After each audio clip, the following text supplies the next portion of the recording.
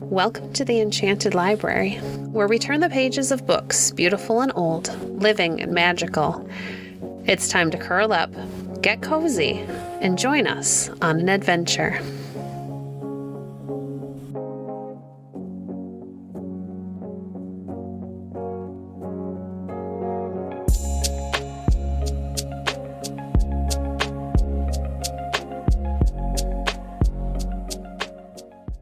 Today we're beginning Otto of the Silver Hand, written and illustrated by Howard Pyle. Forward. Between the faraway past history of the world and that which lies near to us, in the time when the wisdom of ancient times was dead and had passed away, and our own days of light had not yet come, there lay a great black gulf in human history, a gulf of ignorance, of superstition, of cruelty, and of wickedness. That time we call the Dark or Middle Ages.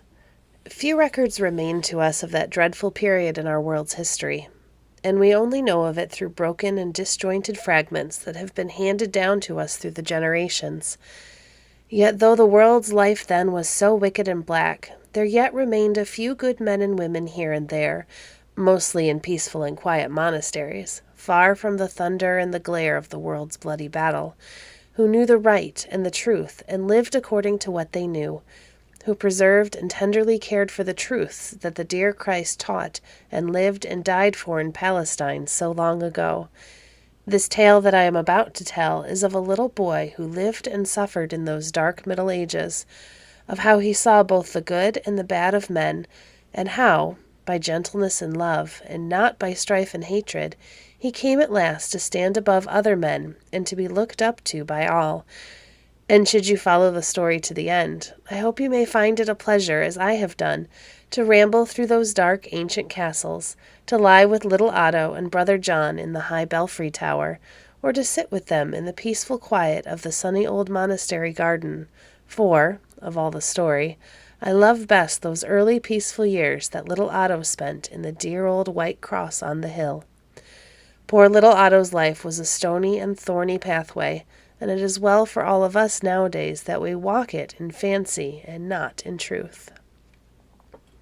The Dragon's House.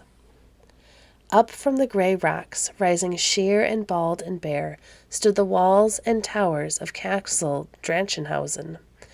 A great gateway, with an heavy iron-pointed portcullis hanging suspended in the dim arch above, yawned blackly upon the bascule or falling drawbridge that spanned a chasm between the blank stone walls and the roadway that ran winding down the steep rocky slope to the little valley just beneath.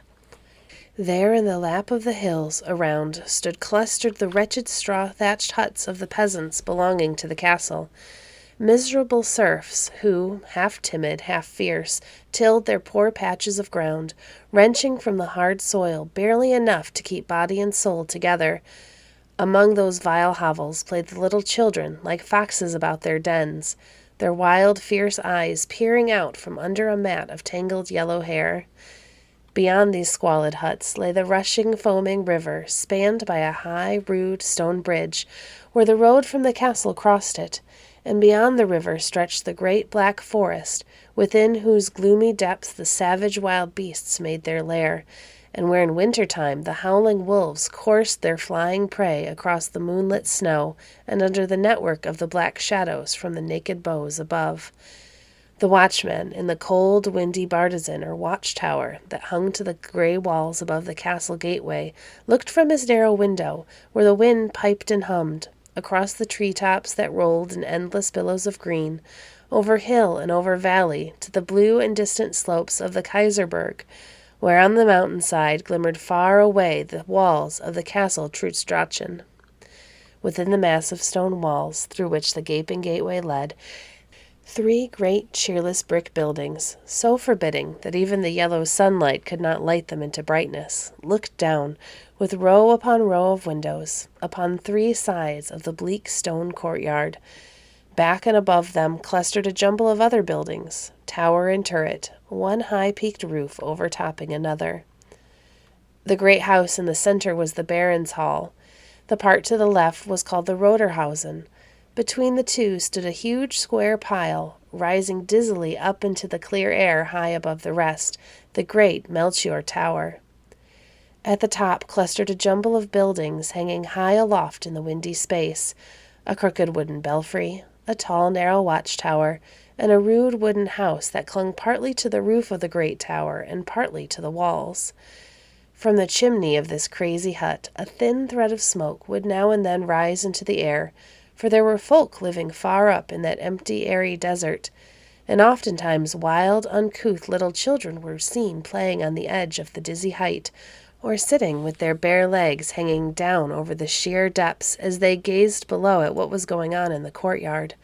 There they sat, just as little children in the town might sit upon their father's doorstep, and as the sparrows might fly around the feet of the little town children, so the circling flocks of rooks and daws flew around the feet of these airborne creatures. It was Schwartz Carl and his wife and little ones who lived far up there in the Melchior Tower, for it overlooked the top of the hill behind the castle, and so down into the valley upon the further side.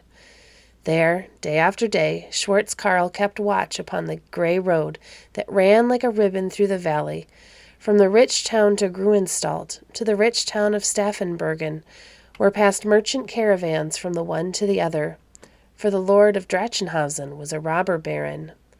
Dong, dong, the great alarm bell would suddenly ring out from the belfry high upon the Melchior Tower. Dong, dong, till the rooks and daws whirled clamoring and screaming. Dong, dong, till the fierce wolfhounds of the rocky kennels behind the castle stables howled dismally in answer. Dong, dong, dong, dong. There would follow a great noise and uproar and hurry in the castle courtyard below, men shouting and calling to one another, the ringing of armor and the clatter of horses' hoofs upon the hard stone.